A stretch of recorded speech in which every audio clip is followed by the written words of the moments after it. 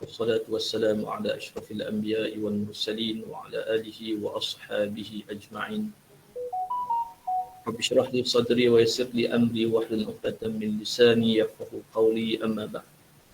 Alhamdulillah, kita kehadrat Allah Subhanahu wa taala pada pagi yang penuh dengan keberkatan ini, menerusi program Fazakir khas, iaitulah memperingati Al-Aqsa ataupun disebut sebagai Baitul Maqdis, yang mana pada saat dan ketika ini kita perlu meletakkan bahawa Al-Aqsa ataupun Baitul Maqdis ini setiap di dalam hati kita, khususnya bagi kita umat Islam pada saat dan ketika ini. Seperti mana kita maklum bahawa kalau kita melihat rentetan daripada kehidupan saudara kita di Palestin ini begitu tertekan dengan ancaman Zionis, sehingga kan kehidupan mereka tidaklah seperti yang ada, yang kita nikmati di saat dan ketika ini di negara kita. Jadi pada pagi ini alhamdulillah, syukur kita kepada Allah Subhanahu wa taala dapat kita bersama-sama dengan seorang tokoh yang akan membicarakan berkaitan dengan Al-Aqsa, yang akan kita kupas nanti. Itulah Al-Fadil Al-Ustaz Prof. Madya Dr. Aminur Rashid bin Yatiban, pengarah Institut Kecemerlangan Pengajian Baitul Maqdis di Universiti Utara Malaysia. Alhamdulillah, terima kasih Doktor dapat bersama-sama dengan Pusat Islam khususnya UPSI pada pagi ini. Alhamdulillah. Jadi Doktor, pada pagi yang ini kita kadang-kadang generasi muda pada ketika ini tidak mengetahui apa tujuan, apakah yang dimaksudkan dengan Al-Aqsa itu sendiri.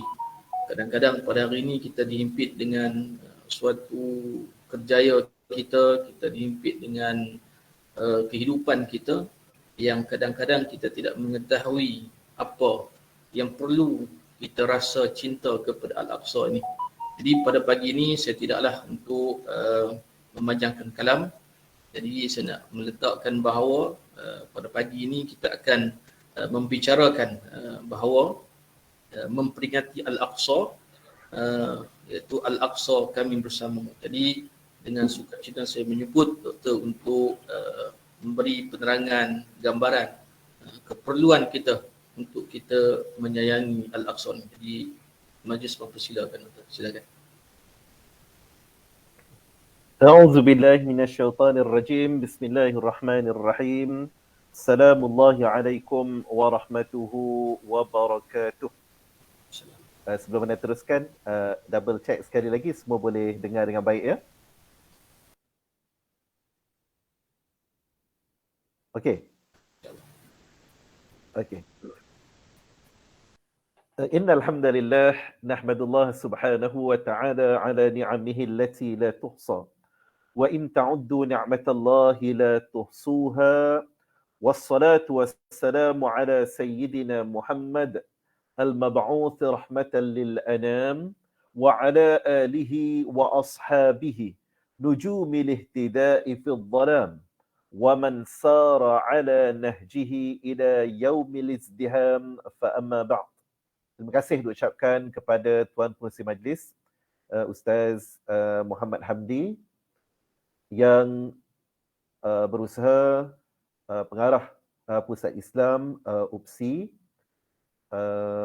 Al-Fadil Ustaz Tarmizi, right? Serta seluruh jawatan kuasa ataupun kepimpinannya, tuan-tuan guru, ustaz-ustaz, ustazah-ustazah, para ilmuwan, tuan-tuan profesor, doktor-doktor, hadirin dan hadirat, muslimin dan muslimat, para pencinta Al-Aqsa yang bersama-sama dalam halaqah kita pada pagi yang berbahagia ni.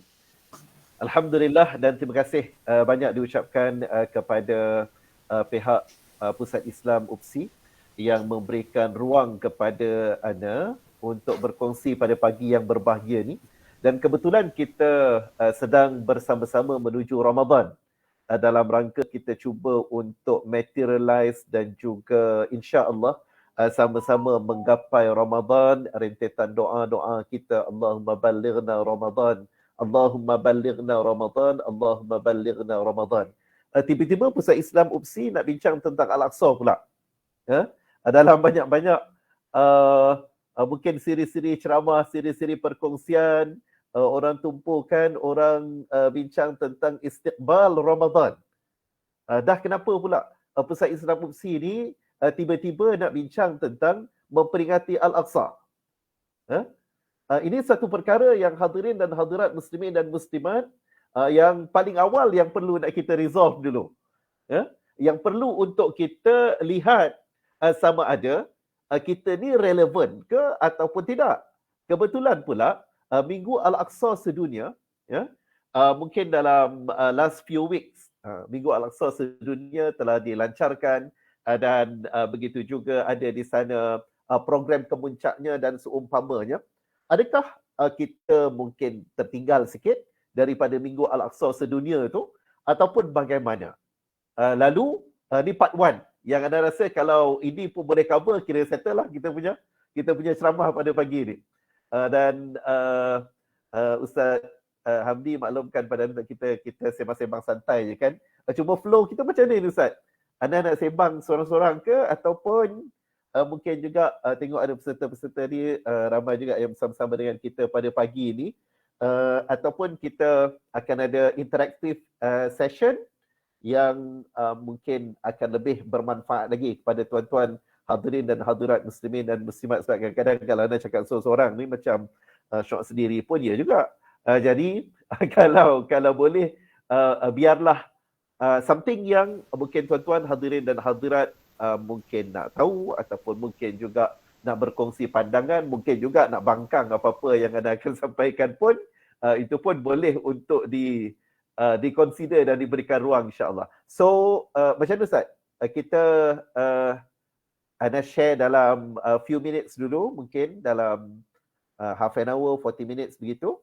Lepas daripada itu kita buka kepada rakan-rakan hadirin dan hadirat, para ilmuwan yang anda hormati dari UPSI terutamanya, dan mungkin juga daripada rakan-rakan sahabat-sahabat yang berkongsi daripada luar sana, sebab ini open space, so that anda rasa ada juga seorang dua mungkin juga lebih daripada itu yang turut bersama-sama dengan kita dari selain daripada warga UPSI sendiri.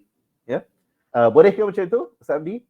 InsyaAllah boleh tu. Nanti ada soalan-soalan daripada mesej ataupun verbal insyaAllah. Okey. Cuma anda dah maklumkan kepada pihak penganjur, since anda pun ada commitment, so that by 11:30 tu hopefully kita dah selesai lah insyaAllah. Ya. Okey, terima kasih sekali lagi sahabat muslimin dan muslimat yang dikasihi sekalian. Lalu berbicara tentang memperingati Al-Aqsa. Dia bukan setakat boleh ataupun tak boleh, ataupun wajar ataupun tak wajar, relevan ataupun tak relevannya. Kita nak bincang tentang memperingati Al-Aqsa dalam rangka kita sedang istiqbal Ramadan, menyambut bulan Ramadan ini, tetapi ia merupakan suatu kemestian. Ia merupakan suatu kewajipan. Ia merupakan suatu keperluan yang dengan itu alhamdulillah sekurang-kurangnya Pusat Islam UPSI lead the move untuk kita cuba menjadikan dan memastikan memperingati Al-Aqsa, dan ia bukan setakat berbicara tentang memori, bukan setakat berbicara tentang nostalgia, ya, tetapi kita sedang berbicara tentang ini sebahagian daripada tanggungjawab kita. Maka ini juga merupakan antara kewajipan yang terpundak di atas bahu kita masing-masing, apatah lagi kita yang cuba untuk insya-Allah bersama-sama masuk di dalam Ramadan, masuk dalam madrasah Ramadan yang memastikan kita untuk bersama-sama memahami betapa Syahrul Ramadan bukanlah ambang kepada Aidilfitri semata-mata. Ya? Bulan puasa, dan kebetulan sebahagian daripada negeri-negeri, ada kerja di Kedah, di UM, Kedah antara yang alhamdulillah kita awal Ramadan cuti. Upsi tak cuti kan? Ke cuti juga? Okey, hadirin dan hadirat yang dikasihi sekalian. Nak menggambarkan macam mana kita celebrate, kita sambut Ramadan, which is good. Ya? Dan itu antara perkara yang perlu juga untuk kita melihat bagaimana para sahabat radhiyallahu anhum ajma'in yang bersama dengan baginda sallallahu alaihi wasallam memaknakan, ya, memaknai sebuah Ramadan sebagai adakah syahrul, nak nama apa panggil syahrul apa? Syahrul asal. Bulan honeymoon. Yalah sebab nak raya kan, kebetulan pula 1 hari bulan 4 ni mula dilonggarkan SOP. Ada sebahagian yang telah meletakkan nawaitu kali ni nak balas dendam, nak qada 2 tahun tak beraya katanya. Maka ni nak balas dendam. To certain extent untuk menggambarkan kita nak merayakan. Tetapi bulan Ramadan yang dihadirkan, yang dibina dan dimaknai oleh para sahabat radhiyallahu anhum ajma'in, of course dengan panduan daripada baginda sallallahu alaihi wasallam, adalah tentang syahrul jihad, ya? Bulan perjuangan. Bulan perjuangan yang bagaimana hatta kalau kita tengok kepada Ramadan yang pertama yang dilalui oleh baginda sallallahu alaihi wasallam oleh para mukminin, oleh pejuang-pejuang agama Allah yang bersama dengan baginda, tahun yang pertama itulah, ni first test ni, ya. Tahun yang pertama itulah Nabi Muhammad sallallahu alaihi wasallam dan para sahabat diuji oleh Allah Subhanahu wa taala untuk menterjemahkan syahrul jihad itu dengan perang Badar. Kan? Detailnya kita tunggu nanti ada ceramah Badar Kubra pula. Namun begitu, sahabat-sahabat yang dikasihi sekalian, ini yang kita nak tengok tentang Al-Aqsa. Al-Aqsa, suka ataupun tidak suka, kita perlu melihat Al-Aqsa itu sekarang realitinya adalah dijajah, dicengkam dengan penjajahan. We just imagine, kita berhadapan dengan suasana lockdown, ramai yang mula rasa resah dan gelisah, ramai yang berasa terpenjara. Yalah, dah nama lockdown pun kan. Ya? Rasa terpenjara bagaimana? Contohnya, ada waktu yang kita mungkin 1-2 tahun lepas kan, kita tak dibenarkan daripada kalangan melainkan AJK masjid yang tertentu ataupun imam ataupun bilal sahaja untuk menghidupkan ataupun terus dibenarkan untuk mengerjakan solat berjemaah pada solat 5 waktu, begitu juga dengan solat sunat tarawih. Kan kita ada experience tengok macam mana just imam dengan bilal je jadi imam dan makmum untuk solat tarawih, right? Ini mungkin 2 tahun lepas kot. 2 tahun lepas, masa first time kita berhadapan dengan pandemik ni. Tahun yang kedua alhamdulillah dah ada kelonggaran sedikit, namun lepas tu diketatkan semula, dan that's the history. But we felt the restrictions, cengkaman, kekangan, kind of kepenjaraan. Bukan penjarakan ni, seakan-akan lockdown, dipenjarakan. Lalu yang disekat, yang di lockdown, yang ditahan, yang dicengkam, yang dijajah. Tara-tara kita lockdown tu tak ada kena jajah pun, tak ada kena serang, tak ada kena ambush, tak ada kena bom.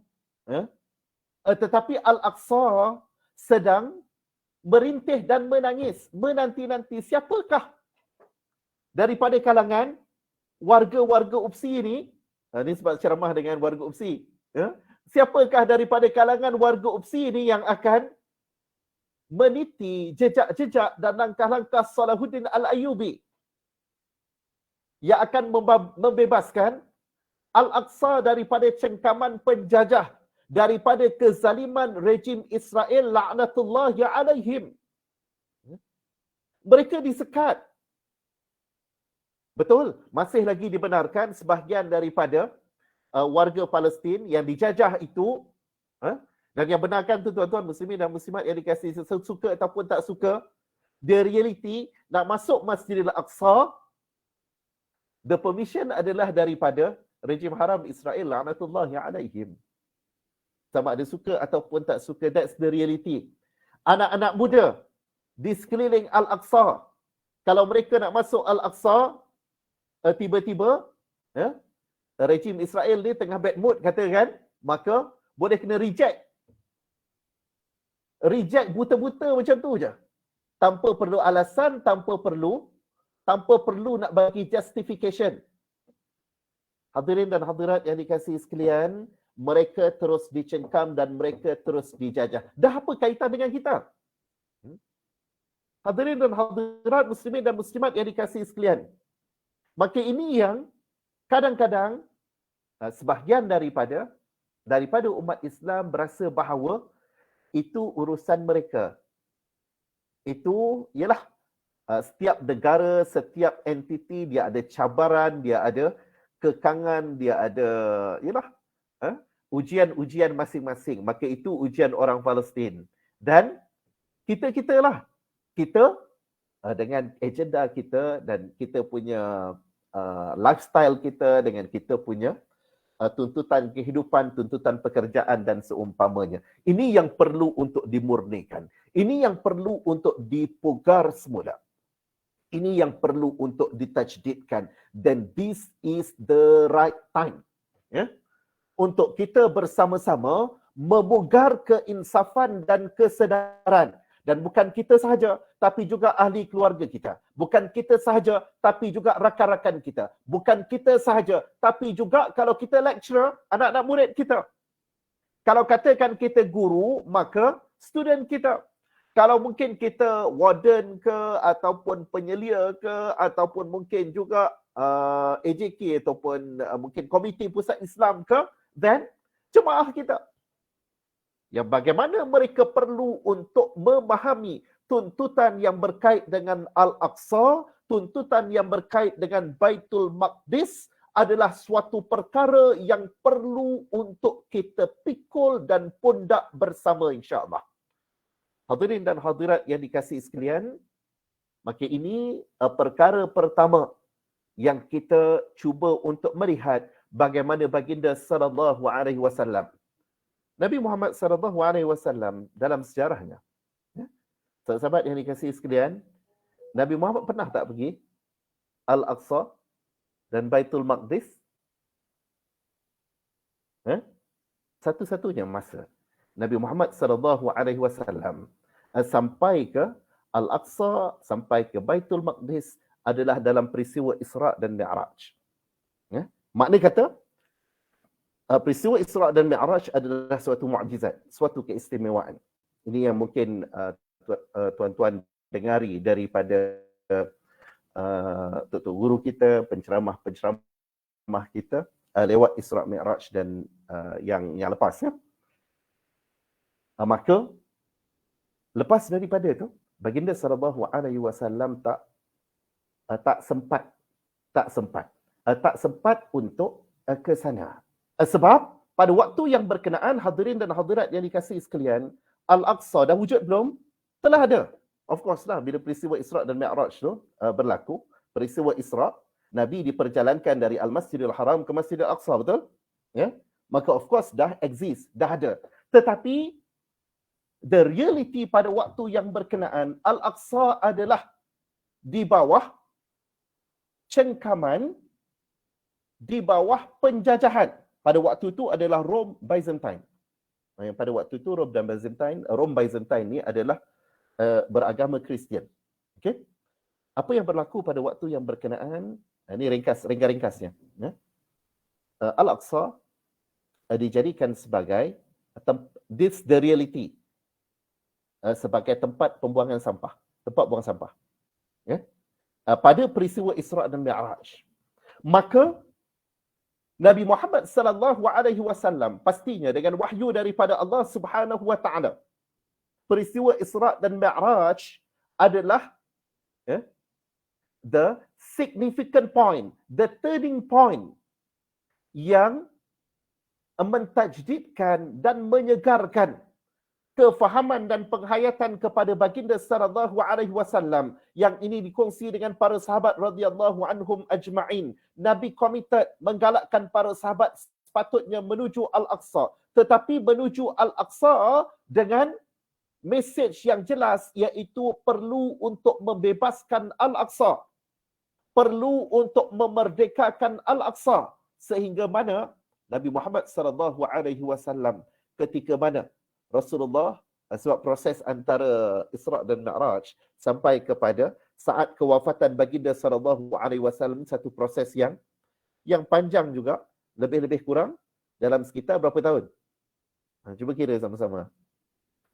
Kewafatan Nabi sallallahu alaihi wasallam, peristiwa Isra' dan Mi'raj. Lebih kurang dalam 12 ataupun 13 tahun begitu. Dan itu prosesnya berlaku pembukaan kota. Sebelum tu ada hijrah, sebelum tu berhadapan dengan peristiwa perang Badar, Uhud, Khandaq, kemudian berlakunya peristiwa pembukaan kota Mekah, dibebaskan Al-Masjidul Haram, Ka'bah Al-Musharrafah. Dan selepas daripada itu, satu kajian yang sangat menyeluruh dibuat, all the moves yang dilakukan oleh Nabi SAW lepas pembukaan kota Mekah adalah menuju ke utara. Dan kemuncak zaman, Nabi hidup lagi dalam keadaan Nabi sedang gering. Ya, sedang gering sakit ni. Sakit Nabi SAW hampir menuju kewafatan baginda. Apa yang dilakukan oleh Nabi SAW? Kalau kita kan, waktu sakit-sakit, waktu susah-susah begitu, yang ada dalam minda kita dan kebiasaan juga digambarkan dalam drama-drama, dalam movie apa semua kan, waktu sakit, waktu kita nak panggil anak beranak kita, saudara-saudara yang terdekat kan, yalah, dah sangat-sangat akhir begitu. Tapi apa yang dilakukan oleh Nabi SAW? Nabi utuskan, Nabi arahkan tentera-tentera Islam, pejuang-pejuang Islam, dengan diamanahkan kepada Usamah bin Zaid. Usamah bin Zaid pada waktu itu muda lagi, macam Ustaz Hamdi ataupun para sahabat yang ada, ataupun muda lagi, sebab dikatakan umur Usamah pada waktu itu remaja, Ustaz Hamdi muda lagi kan. Jadi sahabat yang dikasihi sekalian, Nabi minta kepada pejuang-pejuang Islam yang diketuai oleh Usamah bin Zaid untuk ekspedisi menuju ke Al-Balqa. Al-Balqa ni di mana? Ya, hari ini adalah sebahagian daripada negara Jordan. Okay. Waktu sedang gering yang bersangatan. Nabi masih lagi meletakkan harapan dan juga hasrat sebagai satu mesej yang jelas. Pejuang-pejuang Islam, jangan sampai ada waktu untuk berehat, jangan sampai ada waktu untuk bersenang-lenang, bersukaria tanpa memikirkan tentang Al-Aqsa yang perlu untuk dibebaskan. Sebab tu sahabat yang dikasihi sekalian, baca pula sejarah Saidina Abu Bakar. Antara langkah-langkah awal yang dibuat oleh Saidina Abu Bakar adalah to resume, kira ekspedisi Usamah bin Zaid pada waktu itu, dia dah mula bergerak menuju ke Al-Balqa, tapi tak sampai lagi ke Al-Balqa, Nabi SAW dah nazak. Maka diringkaskan cerita, Usamah bin Zaid sempat untuk balik bertemu dengan Nabi SAW lepas daripada itu, dan ialah berlaku perkara-perkara yang berlaku, termasuk kewafatan Nabi. Lepas daripada kewafatan Nabi, naik Saidina Abu Bakar, dan Saidina Abu Bakar resume this expedition. Saidina Abu Bakar meneruskan agenda ini. Ini tak masuk slide lagi ni. Sahabat yang dikasihi sekalian, Saidina Abu Bakar teruskan agenda ini. Dan Saidina Abu Bakar, kebetulan Saidina Abu Bakar tak lama kan sebagai khalifah, lebih kurang 2 tahun. Saidina Abu Bakar, move itu diteruskan, tapi Saidina Abu Bakar juga tak sempat untuk menyaksikan pembukaan Al-Aqsa. Sampailah kepada zaman Saidina Umar. Saidina Umar dipilih oleh Allah Subhanahu Wa Taala untuk menjadi yang merintis ataupun membuka Al-Aqsa, Baitul Maqdis buat kali yang pertama. Dan Islam mula memerintah Al-Aqsa dengan keadilan. Bukan setahun, bukan 10 tahun, bukan 100 tahun, tetapi beratus-ratus tahun. Sehinggalah sampai zaman di mana berlaku penentangan dan juga pencerobohan serangan yang bertubi-tubi daripada tentera salib, dan ada faktor-faktor yang lain termasuk kelemahan umat Islam dan pimpinannya pada waktu itu. Al-Aqsa, Baitul Maqdis ditawan, dijajah, diceroboh buat kali yang kedua oleh tentera salib. Sahabat yang dikasihi, nak ceritanya bahawa Nabi Muhammad SAW waktu sakit berfikir tentang nak bebaskan Al-Aqsa. Saidina Abu Bakar meletakkan ia sebagai prioriti keutamaan. Lalu siapalah kita untuk menidakkan prioriti itu? Siapalah kita untuk mengetepikan tuntutan itu? Yang benda ni lah yang ni slide pertama lah. Kita masuk slide yang pertama. Sahabat yang dikasihi sekalian, anda cuba untuk ringkaskan.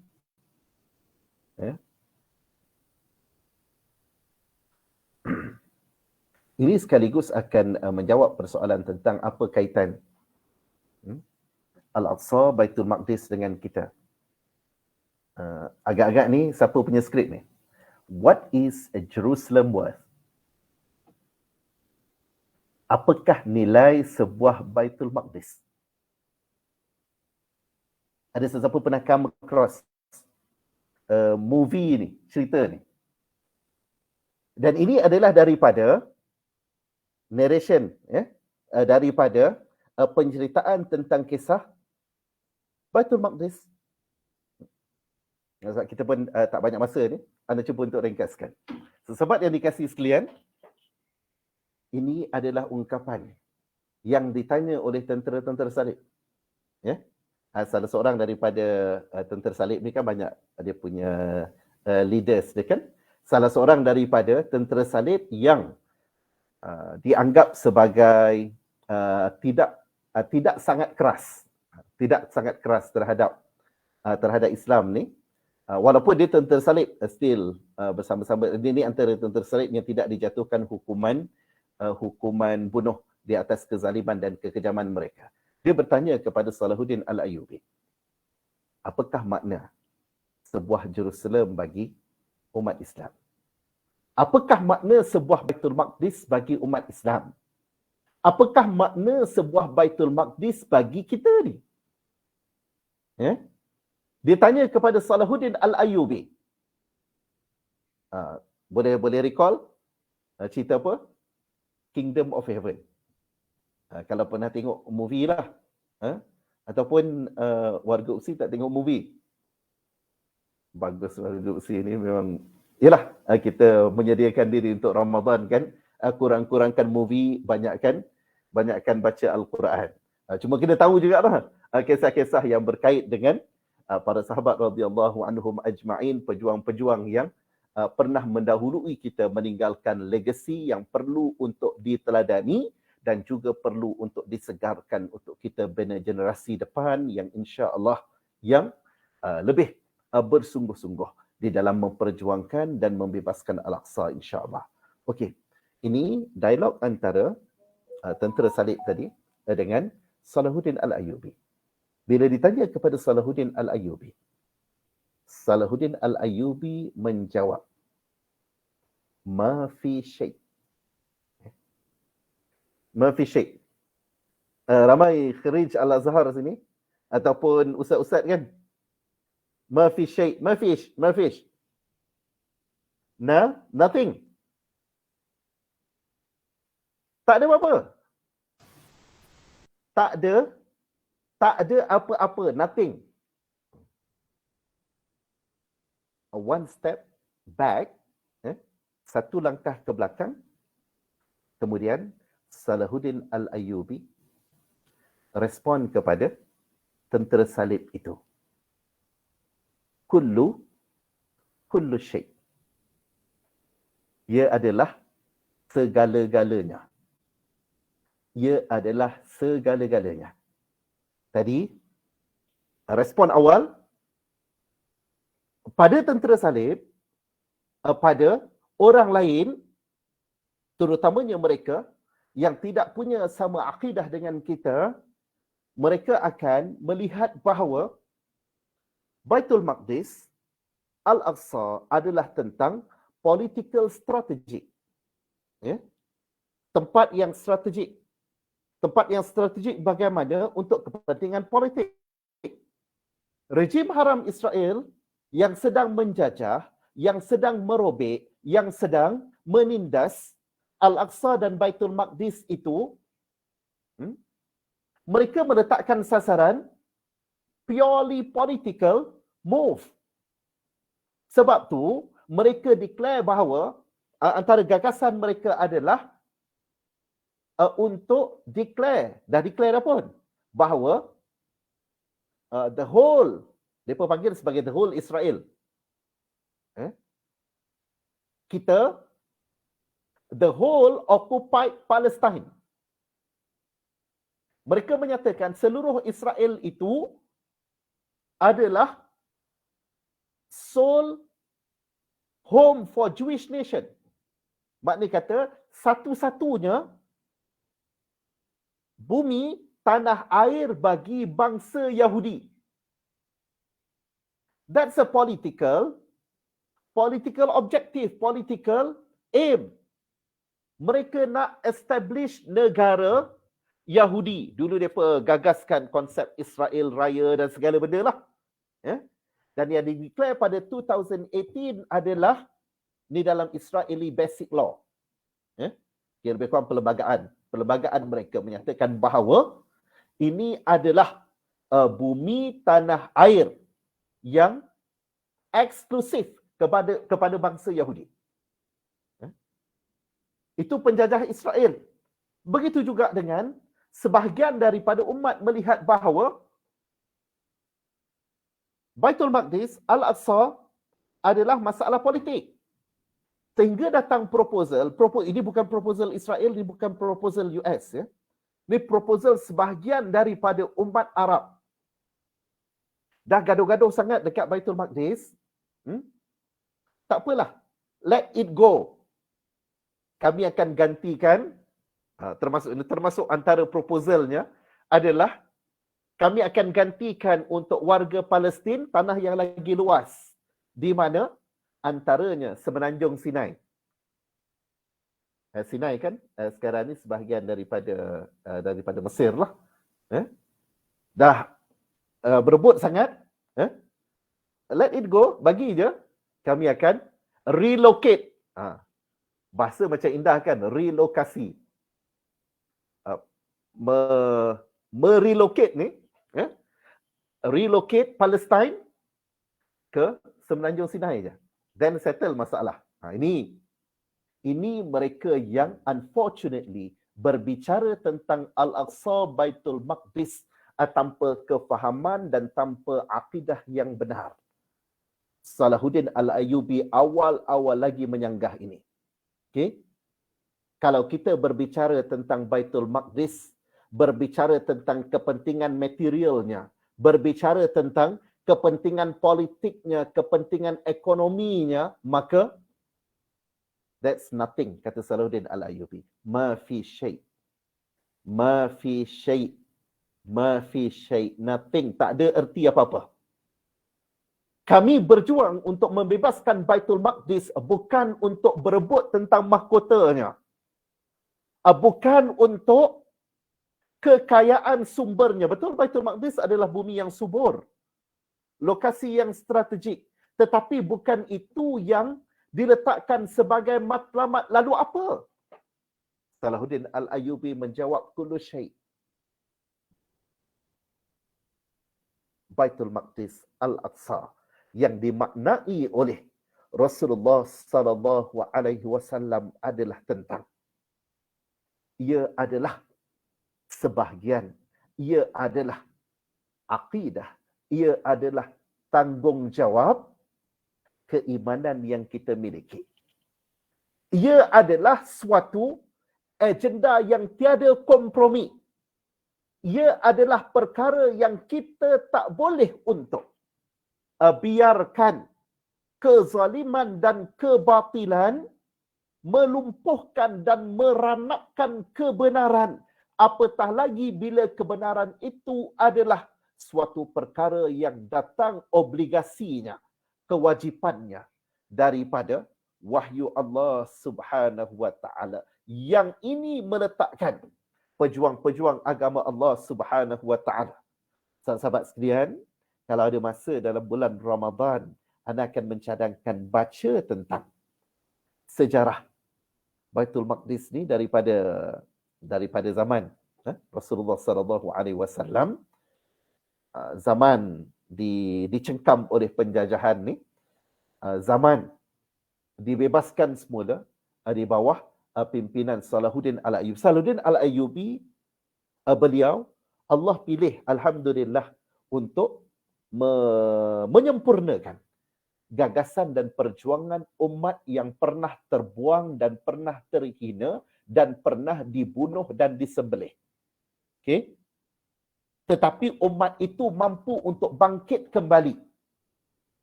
Dan kemuncaknya adalah Salahuddin Al-Ayyubi dan juga tentera-tentera Islam berjaya membebaskannya.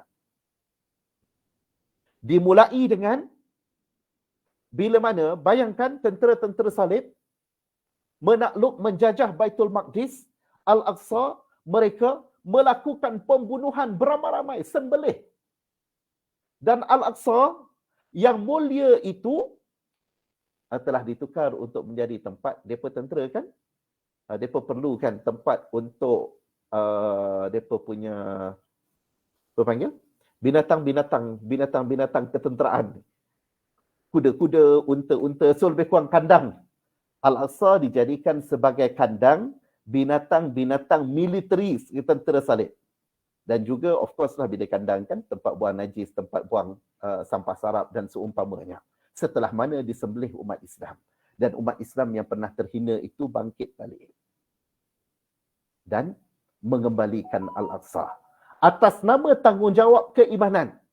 Atas nama kebenaran dan keyakinan. Atas nama ini adalah janji Allah Subhanahu wa taala yang bertitik tolak. Daripada itu kita faham kenapa Salahuddin Al-Ayyubi menjawabnya. Ia bukan persoalan material. Ia bukan soal ekonomi kaya miskin ataupun seumpamanya, tetapi ia soal akidah dan tanggungjawab. Ia adalah soal akidah dan tuntutannya yang mewajarkan kita untuk kita tengok insya-Allah beberapa minit ni. Sekarang dah 10.48. Anda cuba untuk ringkaskan.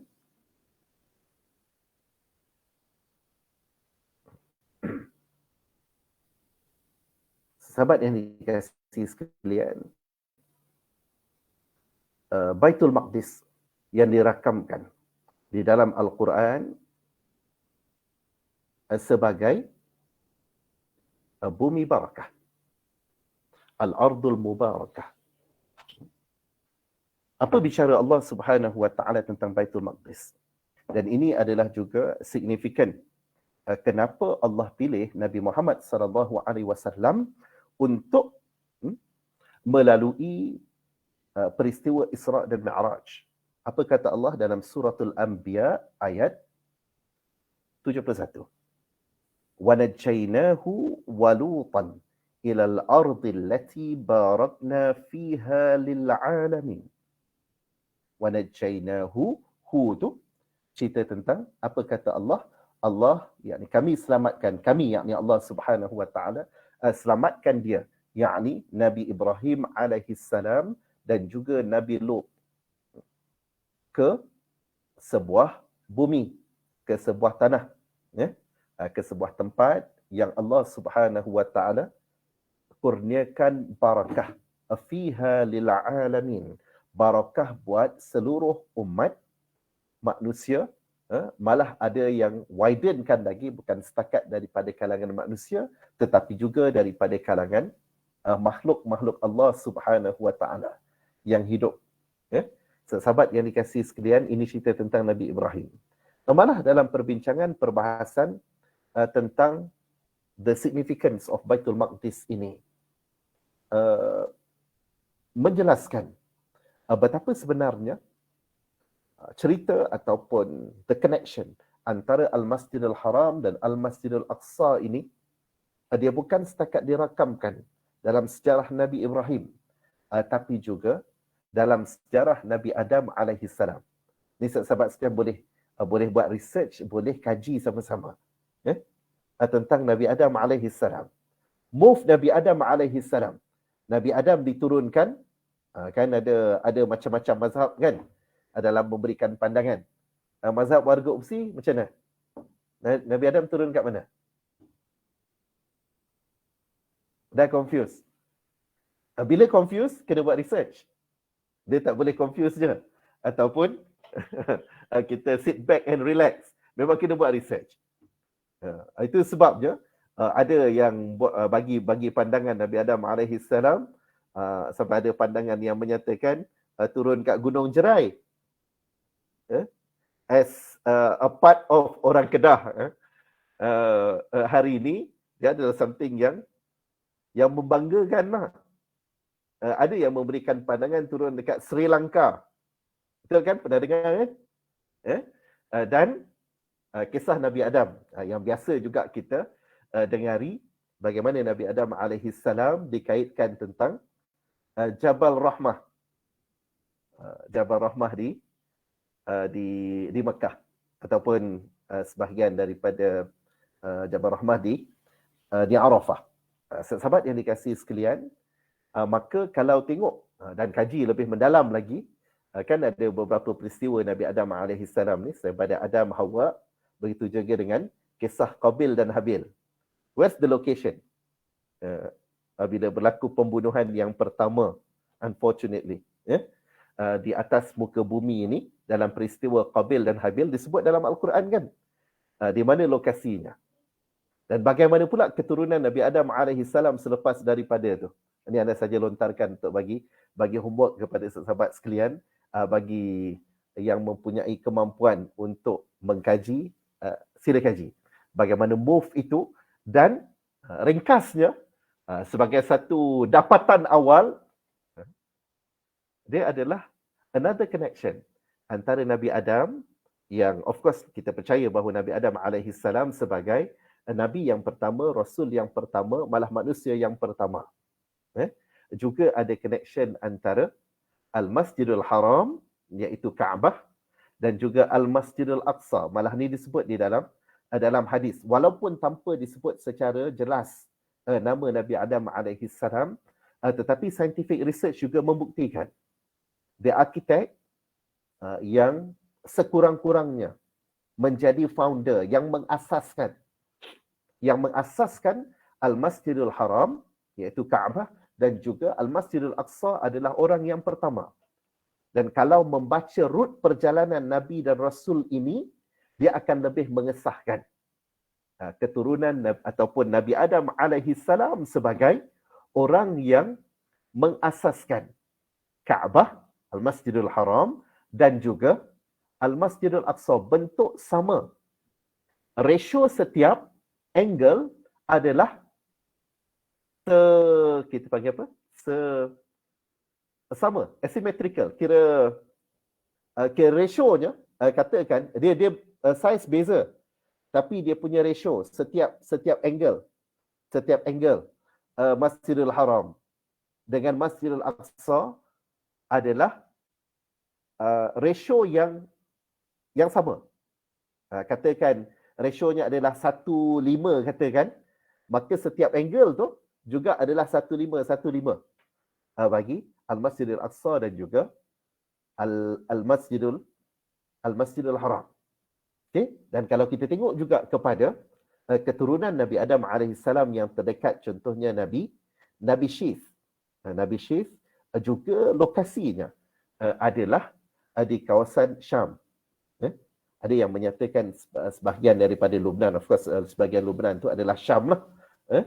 Dan hatta maqam Nabi Adam alaihissalam, di mana Nabi Adam alaihissalam dimaqamkan, ada beberapa pandangan termasuklah dimaqamkan di Palestin, antara sempadan Baitul Maqdis dan juga Al-Khalil. Jadi nak cerita bagaimana Al-Ardul Mubarakah menjelaskan tentang bagaimana Allah Subhanahu wa taala memilih Baitul Maqdis dan Al-Masjidul Aqsa bukan calang-calang pemilihan. ia adalah suatu pemilihan dan panduan yang berkait dengan wahyu Allah Subhanahu wa taala. Itu secara teorinya. Maknanya di sana kalau Al-Masjidul Haram itu adalah signifikan dan sangat well connected dengan jiwa orang-orang yang beriman, maka Al-Masjidul Aqsa tak boleh sama sekali untuk kita detachkan. Al-Masjidul Aqsa perlu juga dilihat sebagai suatu perkara yang juga sangat close attachmentnya dengan jiwa-jiwa kita, yang diterjemahkan dengan tuntutan fizikalnya. Sahabat-sahabat yang dikasihi sekalian, kalau kita tengok beberapa perkara yang berkait dengan Al-Masjidul Aqsa ini, the next one adalah tentang saya sebut tadi sebagai masjid, masjid yang kedua. Bila ditanya kepada Rasulullah sallallahu alaihi wasallam, sahabat Nabi Abu Zar Al-Ghifari tanya kepada Nabi, apakah masjid yang paling awal? Awwalu masjid wudi'a fil ard.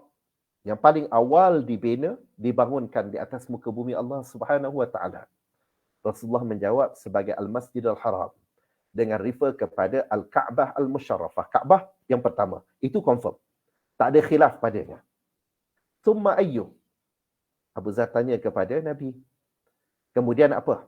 Al-Masjidul Aqsa, kata Nabi SAW. Dan mereka bertanya, antara Al-Masjidul Haram dan Al-Masjidul Aqsa, berapa beza? Mal farq? Berapa beza antara pembinaan masjid yang pertama dengan masjid yang kedua? Kata Nabi SAW, 40 sanah, atau kama qala SAW, 40 tahun. Okay?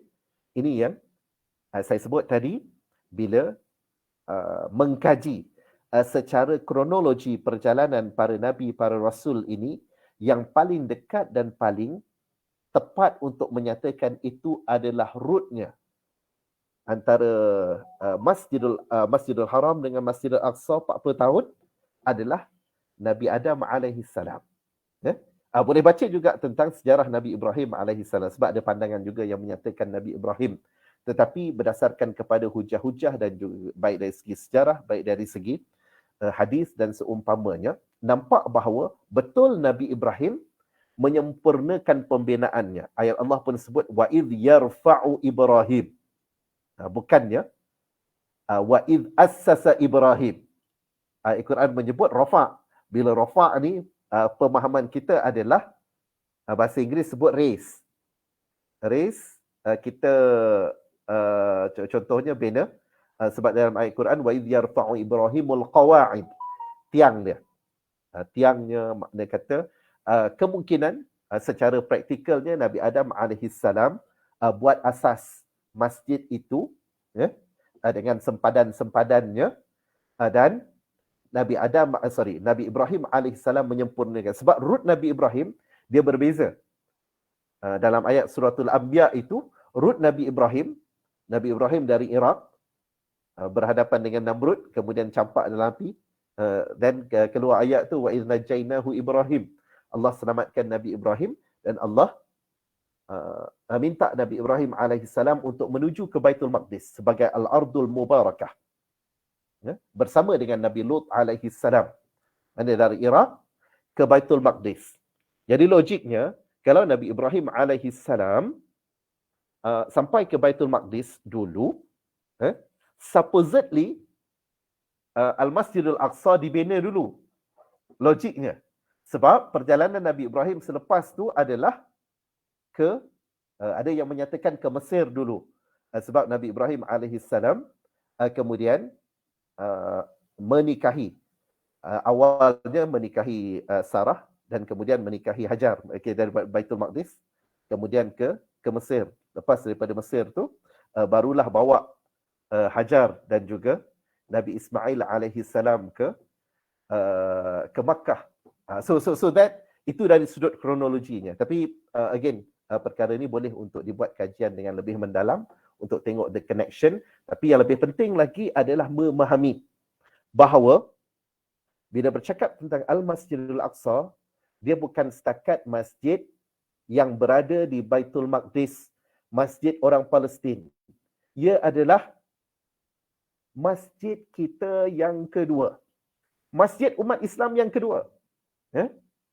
Kita sahabat yang dikasihi sekalian, kalau tiba-tiba ada mana-mana pihak, katakanlah, mencemarkan, menceroboh, menghina pusat Islam UPSI, apa korang rasa? Takkan setakat upload status dekat Facebook. Kita yang ada tanggungjawab ni tak mesti pengarah pun. Maknanya kita atas kesedaran bersama, atas tanggungjawab bersama, kita akan jadi orang yang akan cuba mempertahankan, cuba untuk mengusir, menghalau penceroboh-penceroboh ni, betul? Dan itu juga yang pejuang-pejuang umat Islam di Nusantara ni, tok-tok guru kita, ulama-ulama kita yang terdahulu, mereka yang akan mempertahankan, mereka yang sudah mempertahankan masjid-masjid daripada dicemari, daripada dilakukan serangan, penjajahan, penghinaan dan seumpamanya. Dan ini yang sedang berlaku kepada masjid yang kedua bagi umat Islam. Dia masjid yang kedua bagi Nabi Adam alaihissalam. Dia masjid yang kedua bagi Nabi Ibrahim alaihissalam. Ia masjid yang ketiga bagi Nabi Muhammad sallallahu alaihi wasallam dalam konteks keutamaan, kecintaannya. Sebab zaman Nabi Ibrahim, zaman Nabi Adam alaihissalam, tak ada lagi Masjid Nabawi. Tak ada lagi masjid di Madinah. Itu adalah zaman Nabi Muhammad sallallahu alaihi wasallam, dan bagi kita juga itu dalam konteks kecintaan, ia adalah selepas Masjidil Haram, Masjid Nabawi adalah Al-Masjidil Aqsa. Maka sahabat yang dikasihi sekalian, mana mungkin hati yang punya keimanan akan membiarkan masjid kita dan masjid kita terus diperkotak-katikkan, terus dihina, terus diserang. Maka dengan sebab itu, Ramadan yang lepas, para pejuang yang berada di Gaza, of course lah di Gaza, sebahagian almost semua adalah warga Palestin, orang-orang Palestin, dan juga yang berhampiran dengannya, melainkan sahabat Nadir An-Nuri lah. An-Nuri itu wakil orang Melayu yang berada di sana. Sahabat yang dikasihi sekalian, bila mana Al-Masjidil Aqsa dihina, diserang pada bulan Ramadan, pejuang-pejuang yang berada di Gaza react, memberikan amaran kepada rejim haram Israel. Dan ini yang mengakibatkan mereka membayarnya dengan darah dan air mata.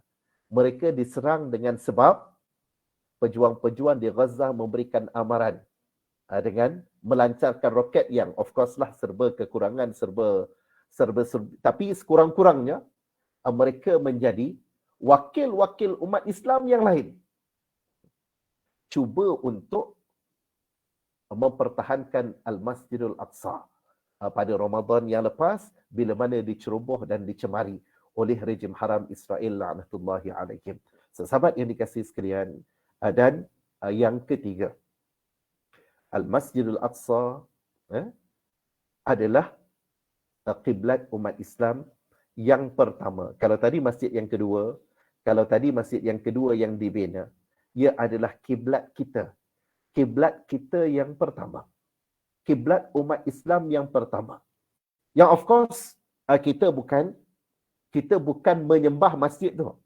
Tetapi ia adalah simbol penyatuan umat Islam dalam pengabdian kepada Allah Subhanahu wa taala, yang hari ini kiblat kita adalah Al-Masjidil Haram, ataupun lebih tepat Kaabah.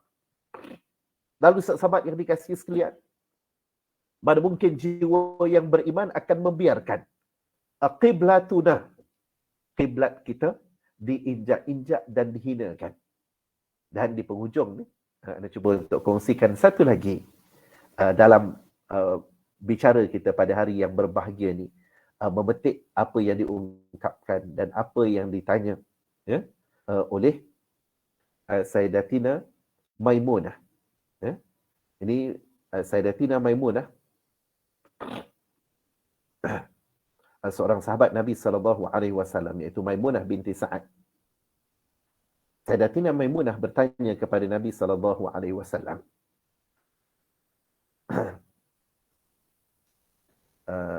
sahabiyah Sayyidah Maimunah bertanya kepada Nabi, ya Nabi Allah, aftina fi Baitul Maqdis, berikan fatwa, berikan pandangan, berikan nasihat berkenaan Baitul Maqdis. Apa kata Nabi SAW? Hadis ni panjang, saya ringkaskan petikannya sahaja. Ardul mahsyar wal mansyar. Respon pantas daripada Nabi SAW menyebut bahawa Baitul Maqdis itu adalah Ardul Mahsyar. Ia adalah tempat, bahasa Melayu kita, padang mahsyar. Baitul Maqdis adalah center kepada padang mahsyar. Wal mansyar. Mansyar ni adalah, kalau mahsyar kita biasa dengar kan, padang mahsyar adalah padang perkumpulan. Setelah mana umat dibangkitkan oleh Allah Subhanahu Wa Taala untuk dihisab, untuk diadili, dihakimi di hadapan Allah Subhanahu Wa Taala. Mansyar ni, mansyar tu perhimpunan. Mansyar ni adalah tempat ataupun padang dihimpunkan, dihidupkan balik. Ialah umat yang daripada zaman Nabi Adam sampai kita sampailah zaman akhir zaman nanti, pada hari kiamat nanti, mungkin ada yang telah hancur, mungkin ada yang telah bercerai-berai, tulang tebulang dan seumpamanya. Maka mansyar ni tempat dikumpulkan dan dihidupkan balik. Sahabat yang dikasihi sekalian, Baitul Maqdis adalah tempatnya. Dan ini juga menjelaskan kenapa agaknya peristiwa Mi'raj berlaku di Al-Masjidul Aqsa. Kan? Lepas peristiwa Isra' ni perjalanan yang membabitkan Allah Subhanahu Wa Taala utuskan Buraq kan? Buraq bawa Nabi SAW, tapi Mi'raj, Buraq tak boleh ikut. Sebab itu adalah satu dunia lain. Satu dunia lain yang bukannya dunia yang zahir ni, ataupun muka bumi yang zahir ni. So that ia menjelaskan bagaimana Baitul Maqdis dan Al-Masjidul Aqsa adalah the point yang memisahkan antara, yang menjadi point antara bumi dan langit. Dan bila kita baca tentang hari kiamat dan kita percaya bagaimana hari kiamat ni akan berlaku segala kehancuran, segala perkara akan binasa, dimatikan semua kan? Maknanya semua-semua, termasuklah masjid ke, gereja ke, ataupun binaan-binaan yang tinggi, yang hebat-hebat, semua akan dihancurkan oleh Allah Subhanahu Wa Taala dan kemudian akan dibentangkan balik. Ni maka pusatnya adalah di Al-Aqsa, di Baitul Maqdis, Ardul Mahsyar wal Mansyar, yang disimpulkan dan difahami oleh pejuang-pejuang agama Allah Subhanahu Wa Taala. Bila mana Nabi SAW menyebut dengan segala keistimewaan, segala penghormatan, segala kemuliaan yang Allah Subhanahu Wa Taala berikan untuk sama-sama dijaga dan of course bila berada di bawah cengkaman penjajahan perlu untuk dibebaskan dan diselamatkan ini, mereka bersama-sama cuba untuk menyahut satu kelompok yang Nabi sebut di dalam hadisnya berkenaan mereka yang akan menjadi benteng ummah yang terakhir daripada kalangan mereka yang alal haqqi zahirin wa ala aduwwihim qahirin. Mereka bertegas bila berhadapan dengan musuh-musuh Allah Subhanahu Wa Taala adalah bila ditanya oleh para sahabat, ainahum ya Rasulullah, Nabi sebut hum fi Baitul Maqdis wa aknaf Baitul Maqdis. Mereka di Baitul Maqdis dan juga di pinggiran Baitul Maqdis. Ini yang dipegang oleh sebahagian besar daripada pejuang-pejuang agama Allah yang masih istiqamah di bumi Palestin mewakili seluruh umat Islam. Jadi benteng akhir mempertahankan agama Allah Subhanahu wa taala. Kalau diberikan pilihan untuk mereka menjadi warga Israel, katakan, warga Israel entiti haram ni, so that paling-paling kurang mereka boleh untuk ada pasport, boleh bergerak dengan bebas ke sana ke sini jadi warga Israel. Itu kan pilihan yang lagi shortcut dan senang kan? Tetapi mereka memilih untuk mempertahankan agama Allah dan berhadapan dengan kezaliman ini dengan ketegasan tanpa sesekali menjual harga diri mereka. Hadirin dan hadirat yang dikasihi sekalian, mudah-mudahan dengan istiqamahnya mereka, ia akan memugar keinsafan dan kesedaran kita bersama. Kalau mereka mencagarkan batang tubuh mereka, kalau mereka mencagarkan segala-galanya di jalan Allah Subhanahu wa taala, kita nak cagarkan apa bagi mempertahankan agama Allah Subhanahu wa taala, mengembalikan izzah Islam, membebaskan Baitul Maqdis, dan janji Allah, Baitul Maqdis akan dibebaskan dan Islam pasti akan menang. Bukan mungkin, pasti akan menang. Cuma soalnya, adakah kita akan jadi sebahagian daripada mereka yang akan berusaha dan berusaha memenangkan Islam, ataupun kita jadi sebaliknya, wal'ayazubillah. Wallahu a'lam bisawab. Ni first round dah terlajak pula 11 lebih. Anda serahkan kembali kepada Ustaz Hamdi. Sila Ustaz. Alhamdulillah, terima kasih Doktor di atas perkongsian yang begitu mendalam dan juga pemerhatian kita lah berkaitan dengan keutamaan Masjid Al-Aqsa ini yang diungkapkan oleh Nabi SAW ialah tempat yang dihimpunkan, akan dibangkitkan. Ia tempat yang disebut sebagai Al-Aqsa. Jadi Doktor, soalan yang saya dapat, satu soalan ini berkaitan adakah dibolehkan, Doktor? Adakah dibolehkan kita mengunjungi ataupun menziarahi Masjid Al-Aqsa sedangkan dia berada dalam tingkaman ataupun pentadbiran Zionis Israel.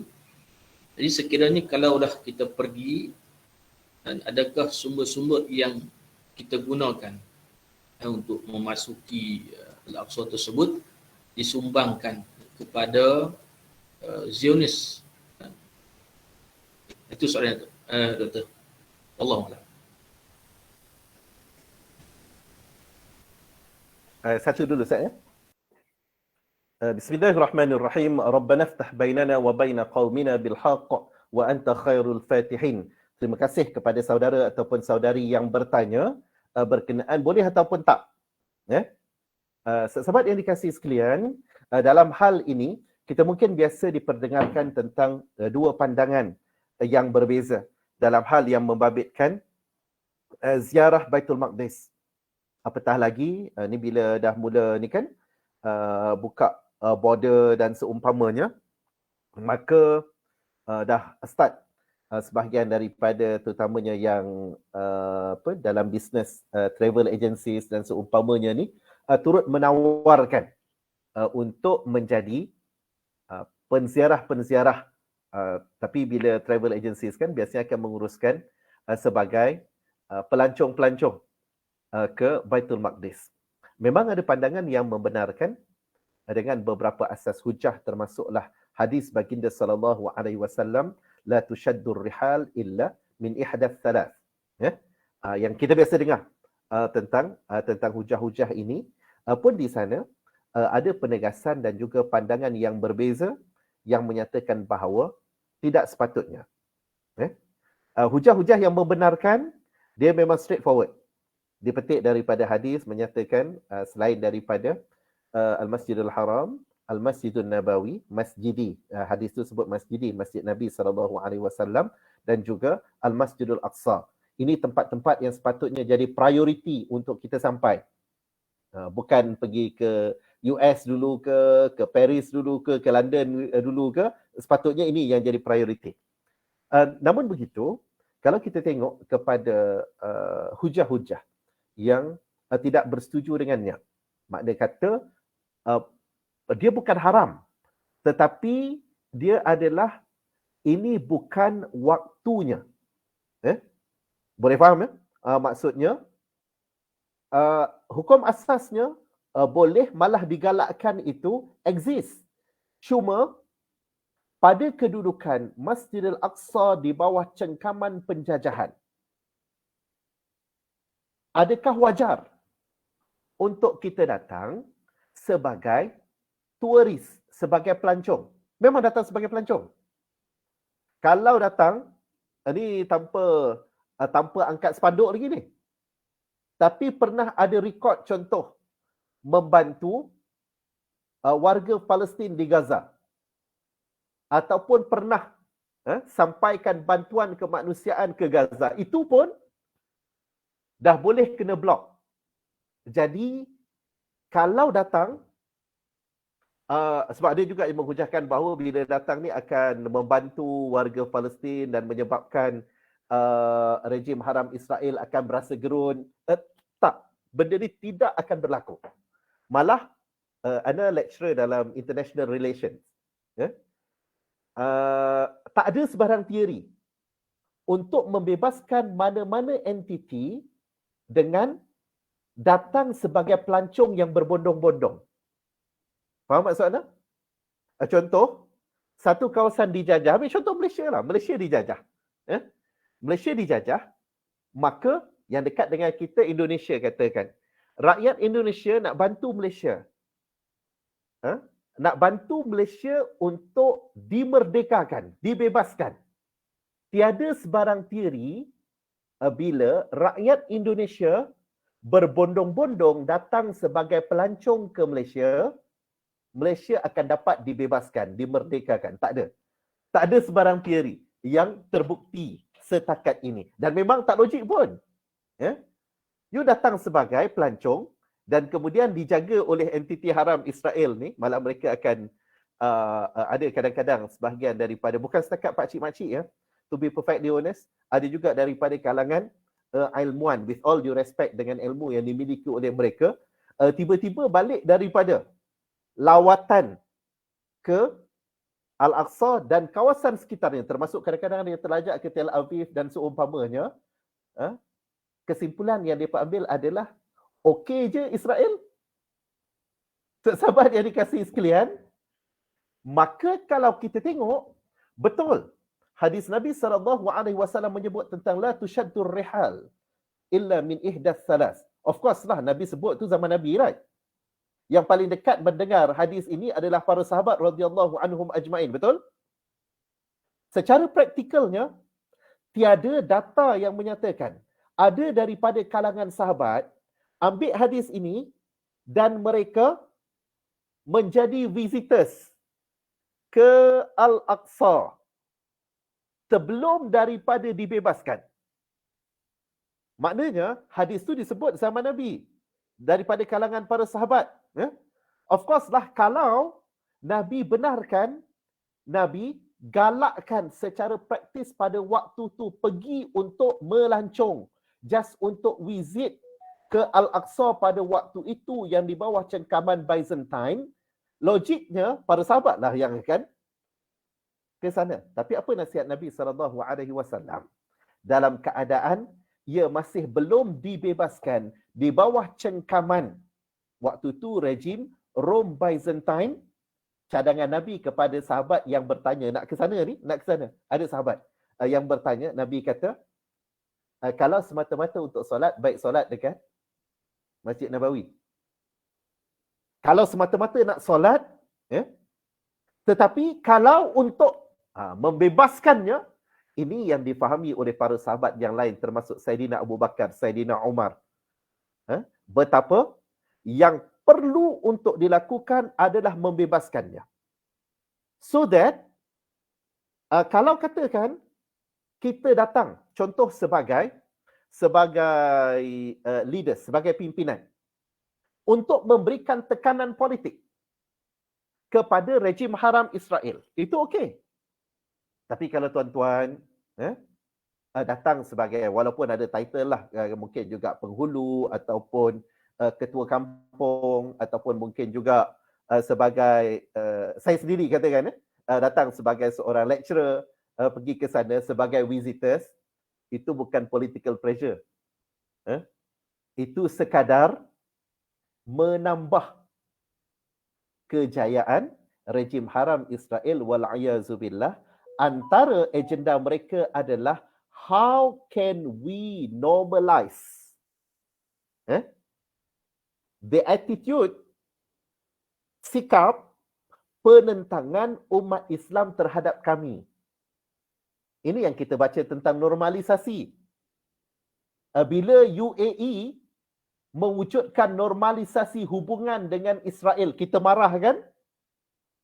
Maka sepatutnya bila tiba-tiba UAE sebagai sebuah entiti, sebuah negara, tiba-tiba sebagai seorang individu Muslim, kita boleh say it's okay dengan Israel, malah bukan sedikit yang terlajak visit ni sampai ke Tel Aviv. Tel Aviv tu adalah tanah umat Islam yang dijajah. Itu adalah a Palestine occupied territory. Ya.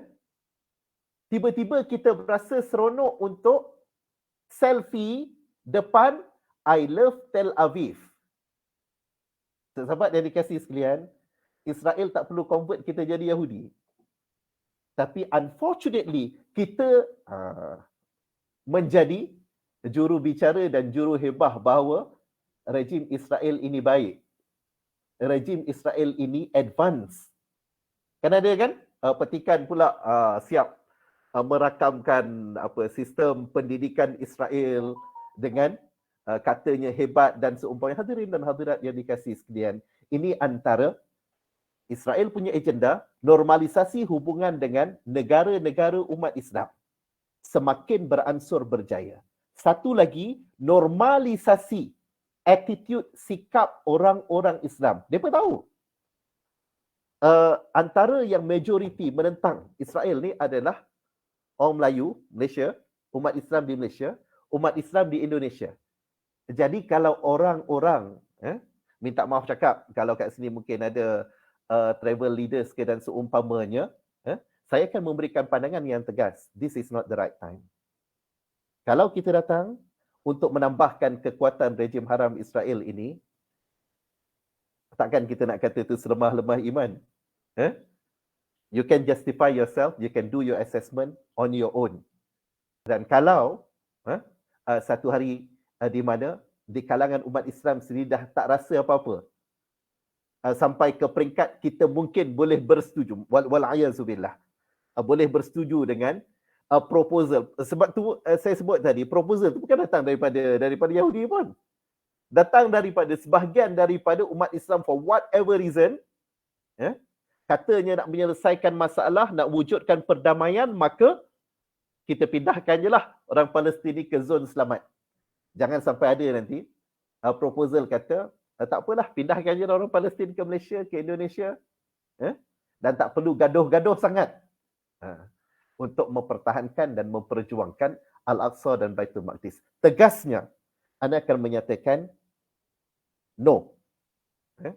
Dalam hal kita datang ziarah sebagai pelancong yang tidak sedikit pun memberikan tekanan politik dan tidak sedikit pun boleh menjadi asbab pembebasan Baitul Maqdis, Al-Aqsa dan Palestin. Wallahu a'lam. Terima kasih Doktor di atas penjelasan yang saya kira sebagai sesuatu yang tuntas ada urusan berkaitan dengan Al-Aqsa, Baitul Maqdis ini. Jadi kalau ikut ada satu lagi soalan, tapi memandangkan masa tidak mengizinkan. Jadi sebagai kesimpulannya Doktor, kita melihat bahawa isu Palestin ataupun isu Masjid Al-Aqsa ini sebagai keimanan kita kepada Allah Subhanahu wa taala, yang pastinya apa disebut tentang keimanan, maka marilah sama-sama kita menyusun kembali kecintaan kita dengan kita berazam untuk senantiasa berada dalam hati sanubari kita untuk membebaskan Al-Aqsa dan pastinya insya-Allah kemenangan itu akan menjadi milik kita insya-Allah. Jadi saya kira sekadar itu pertemuan kita pada pagi ini. Masa terlalu mencuburui kita, walaupun kita anggap online ni begitu jelas, tetapi masa itu perlu juga mengambil kira. Jadi insya-Allah kita akan bertemu lagi pada jemputan ataupun perbicaraan yang lain berkaitan dengan Al-Aqsa juga. Jadi kami di Pusat Islam UPSI merakamkan jutaan terima kasih kepada doktor yang sudi untuk berkongsi ilmu, berkongsi pengalaman, memecahkan kebuntuan kami berdasarkan apakah keperluan utama dalam kita menjadikan Al-Aqsa sebagai satu destinasi yang perlu ada dalam hati kita, walaupun kita tidak dapat untuk pergi berziarah dan seumpamanya, tetapi pastikan doa kita yang senantiasa kita dengar, ya Allah mansur Islam wal muslimin fi Palestin insya-Allah. Jadi mudah-mudahan itulah keutamaan kita pada ketika ini, dan kita mohon kepada Allah Subhanahu wa taala agar dipertemukan kita dengan Al-Aqsa, dan kami di pihak Pusat Islam mengucapkan terima kasih kepada doktor dan juga hadirin hadirat yang sudi untuk sama-sama kita berada dalam majlis ilmu menerusi program Fazakir Pusat Islam, khususnya di medium inilah, untuk sama-sama kita bertukar pendapat, mengambil pandangan dan seumpamanya. Jadi sekarang itu saya sebagai wakil Pusat Islam, jazakallah khairul jazak kepada doktor. Mudah-mudahan insya-Allah kita akan bertemu lagi.